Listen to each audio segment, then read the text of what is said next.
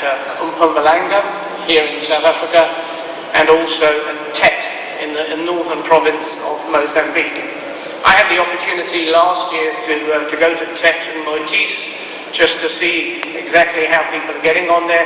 I saw 2 brand new shiny locomotives with Jindal's name emblazoned on the sides. So I'm really looking forward to the presentation, and I'd like you to give a warm welcome please to Ashish Kumar. Thank you.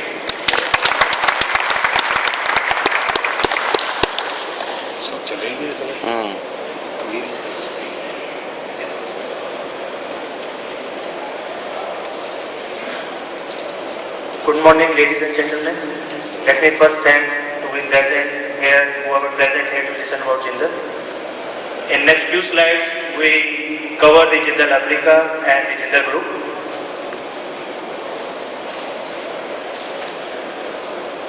Yes, some of you may be aware about Jindal Africa, many of you may not be aware of Jindal Africa, so let me start with the introduction about the Jindal Group first, and then we'll follow with Jindal Africa. Jindal Group is a Indian multinational company named as OP Jindal Group in India, and this was started in 1952 by great visionary Mr. OP Jindal, and now presently we can proudly say that this group has turnover of more than $18 billion. We have a market cap of 27 billion, and it's one of the 4th largest group in India, and it is listed in India. Within OP Jindal Group, I am today representing a group called Jindal Steel and Power. Jindal Steel and Power is a flagship company of OP Jindal Group. Our core strength is steel, power and mining business. Presently our operations we are producing 4.5 million ton of steel. We are doing iron ore and coal mining. We are producing around 2000 megawatt, 2500 megawatt power and so on. So last year our group revenue is 3.64 billion and our cash profit is 0.84 billion US dollars. The core strength of Jindal Steel and Power is the continuous expansions. So we plan future, and under this core strength we made a Vision 2020 as a group. Within Vision 2020 we want to add another 10 million ton of steel to our portfolio. We want to add another 11,000 megawatt of power. We want to add pellet and so on. So the total investment committed is 30 billion US dollars for next 6 years. This is the snapshot of our steel plant in India, which is running from last 15 years. It's a 3 million ton steel plant. This is the power station, 1000 megawatt power station. This is also in India, which is running from last 10 years at full capacity. And it is both the operation is supported by the iron ore and coal mines. Yes, for any growth of any group, the leadership plays a very important role. That's true for Jindal Group also. This group is being led by our Honorable Chairman, Mr. Naveen Jindal, who is a young parliamentarian and a sports person also. And under his chairmanship, we achieve we are among top 50 Asian companies. We have the second world's best value creator, wealth creator for the size of the organization and so on. It has been supported by the global management team, supported by the team from Africa. Each country has their own country heads which manage their countries.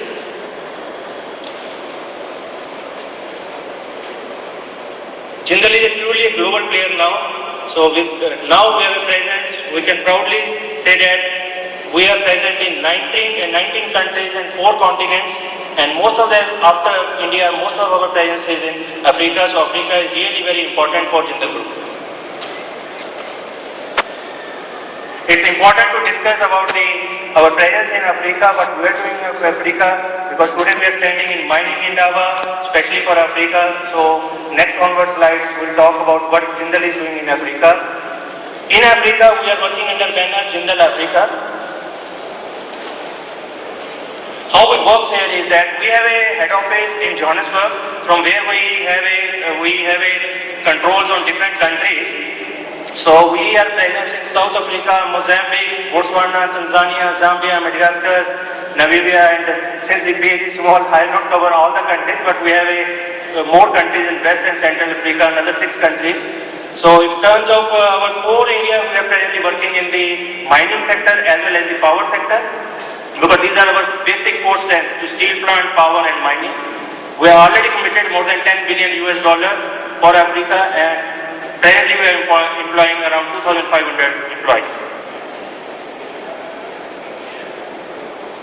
What are our existing operations? First, our existing operation is the mines in South Africa. That's called Keepersol mine, where we are producing anthracite. It's underground mine. It's a 1.5 million ton capacity anthracite mine, and we have our own private siding. It's around 300 kilometers from Richards Bay. And we are one of the leading supplier of metallurgical coal in the South Africa industry.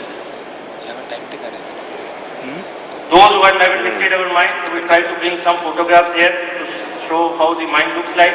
It's our entrance of our mine. It's a hilly terrain and it's a underground arid mine. This is the wash plant running there. We penetrate the coal here and we send the add the value in the coal here. Next, our biggest operation was Mozambique, and in Mozambique, presently we are running a 3 million ton mine, and we are producing coking and thermal coal. We are doing the export from last 1 year from there, and this mine we proudly can say that have been inaugurated by Honorable President of Mozambique on 14th of August last year, and we thanks to the government of Mozambique and to the President for being there. This is being when President was visiting us.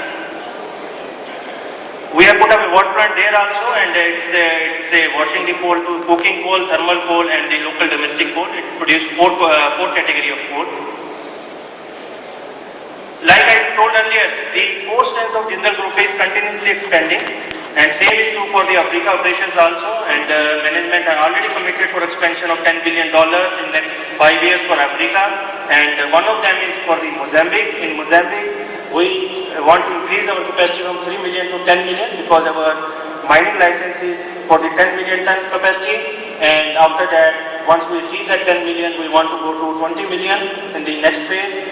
Yes, we all know that the Mozambique is growing, but Mozambique has challenges in terms of logistics, and we are working very closely with the government, and we try to build up a solution which is for long-term solution for the Mozambique. And one of them is the development of coal slurry pipeline. We are in a very advanced stage of the studies being completed. Things are very encouraging. We are talking to the government.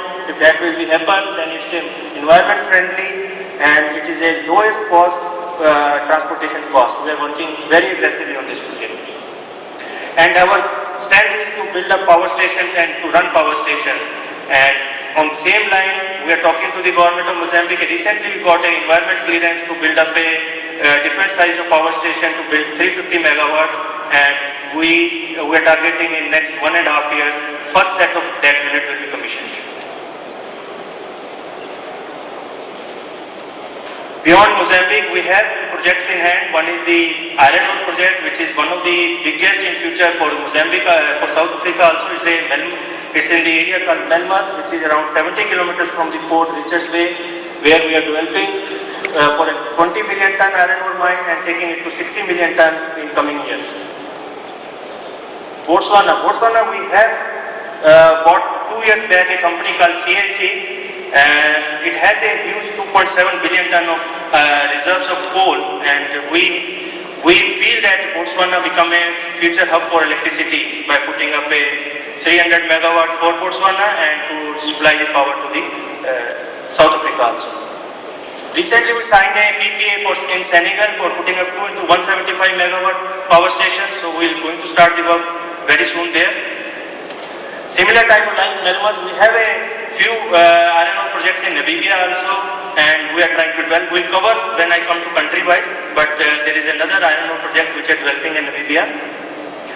Beyond that, we are talking very advanced stage in West Africa, in many countries like Sierra Leone, Liberia, Cameroon, to build up iron ore and power stations.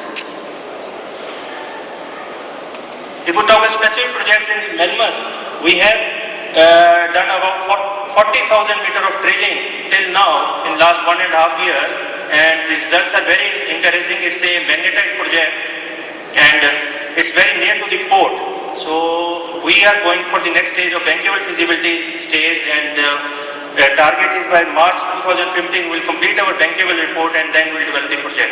It's a big project, billions of ton of iron ore there. So our target is to start with 20 million ton mine and follow to 60 million ton. It has a potential even more than 60 million.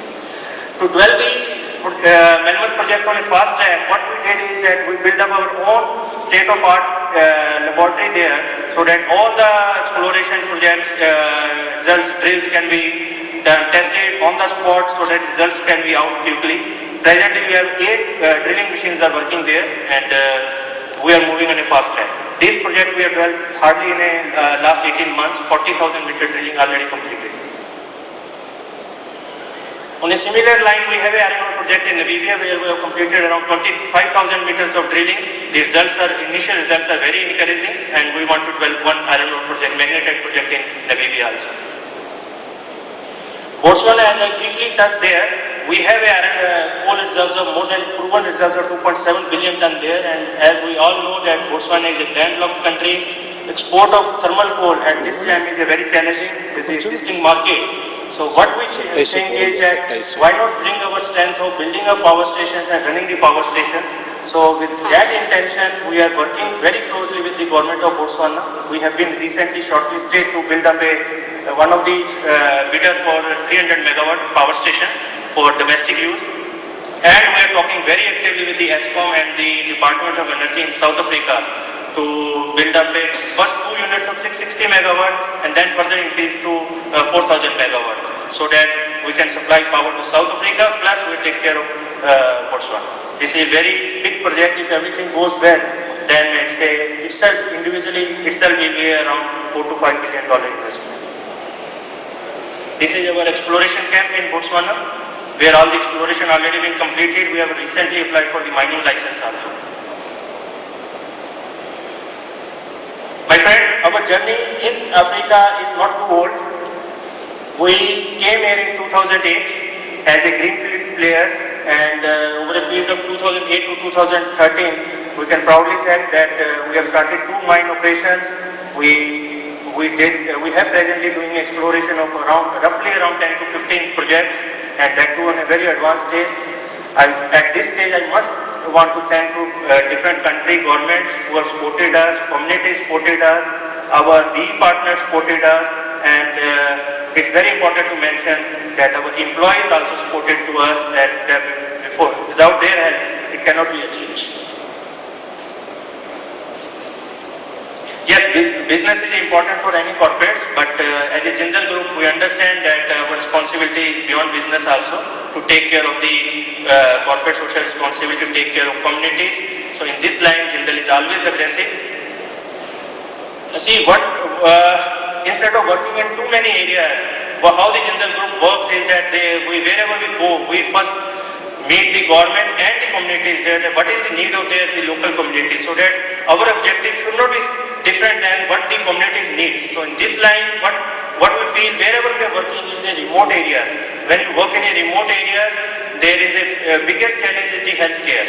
So our first effort is to take care of the health of the nearest communities in the consultation with the government. In this line, we open the dispensaries wherever we have opened the mines, and we supply the medicines free of cost to the people. And we have gone beyond that, especially in Mozambique, because we see that even for villagers coming to our dispensary is to travel around 5 to 10 kilometers. Now we have started the concept of mobile clinics. We bought mobile clinic, and now doctor regularly go to the villages to treat the patients on the villages only. Second biggest belief for us is the education. We strongly at Jindal believe that education is one, that if it has to be provided to the youth, they can take their decisions in future. They can take care of themselves and they can take care of their families plus the countries. So we strongly support all the activities of the government related to education. Of course, environment is important for everybody, and same is true for Jindal. We try to work in a sense that we create a good future for the future generations. I want to show some of the snapshots of our operations. Some we have shown earlier, but I will show some of them so that you can visualize how Jindal works. It's one of the underground operations in Keepersol mine. This is the wash plant view of the Keepersol mine. We believe in equality. We care our communities. This is the operation of our Mozambique mine, 3 million ton mine. We, as I told earlier, we support the education in youth and support the communities wherever they need, whether it is a small thing or a big thing, we try to be part of them. We support, we also, because our chairman is a youth and a sports person also, we also focus on the sports side.